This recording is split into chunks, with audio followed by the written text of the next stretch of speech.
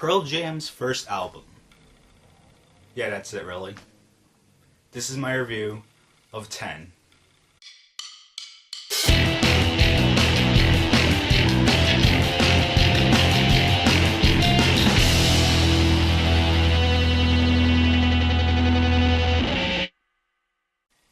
I've loved Pearl Jam ever since the first time I heard them, which was almost 10 years ago, I think now. And ever since then, I've listened to their music and everything. And the first album I bought was this album, actually, 10. I've liked their other albums and their other songs, but I think that 10 is their best album ever, and I think it was a really good way for Pearl Jam to start off with this debut album. So despite its name, 10 really has 11 tracks, and it came out in 1991, and Pearl Jam was a part of the grunge era because of their involvement in the Seattle area and them coming from Seattle, and other bands that came from the Seattle area were Nirvana, Alice in Chains, and Soundgarden, which were grunge bands as well. And even though this album does have a lot of grunge tones to it, it does have its soft tones to it. It has some soft rock to it as well, and it has some other alternative rock sounds to it. The album is also a little over 53 minutes long, and it has 4 singles, and those singles are Even Flow, Alive, Jeremy, and Oceans. The good points. So one of the good points about 10 were the singles that I just listed off, which were Even Flow, Jeremy, Alive, and Oceans. Even Flow, Jeremy, and Alive showcased Pearl Jam's grunge sounds and their hard rock sounds and their alternative rock sounds, while Oceans showcased their alternative rock sounds and their sort of ballad type of songs as well. When I found out what the singles were, I was a little bit confused of why this one track wasn't a single, and that track was called Black. Black is again another ballad type of song, but it was a little bit more heavier than Oceans. And it's one of Pearl Jam's most famous songs to date. I think they use it for almost every one of their sets, during concert, because of how famous it is.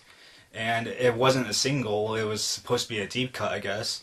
And I got really confused by that because of how catchy it was, and I wonder if Pearl Jam knew or not if Black was going to be as popular as it is. I mean, if you guys know, type down below, explain why Pearl Jam didn't have Black as a single, but I think that Black was a really good song if it was supposed to be a deep cut. And speaking of the deep cuts, I thought that the other songs were good as well. I thought that, again, they showcased Pearl Jam's heavier side to them, their hard rock sounds and everything.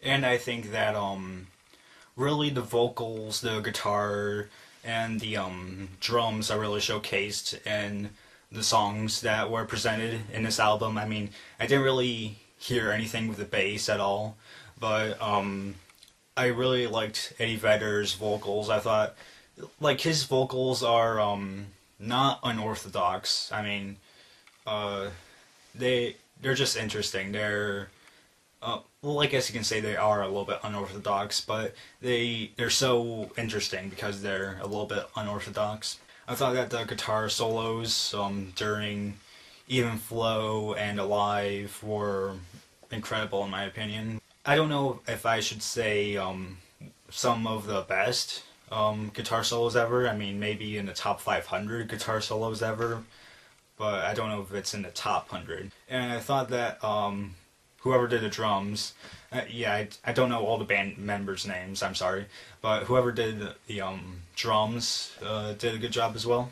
I also like how at the beginning of the album there's this sort of, I don't know what you would call it, it's this southern rock type of sound. Like it was just like a really like slow rock type of sound. It was just an instrumental that led into the first song, and then the outro song, like that same slow rock sound came back like in the last minute of the album, and it was like, that's really cool because they kept in continuity of that sound and everything.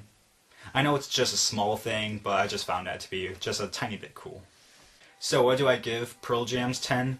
I give it 4 out of 4 stars. I think that some people may say that the deep cuts sound sort of the same, and I mean, I do agree with that a little bit, that they do sound the same, but I think because it was Pearl Jam's debut album and because of how original they were, that I can look past that and just look at the good of this album because of how well it was done.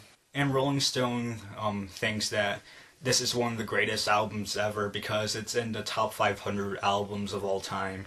And does it deserve to be on that list? I think it does deserve to be on that list. I can't remember where it was placed. I think it was placed in the 400 section.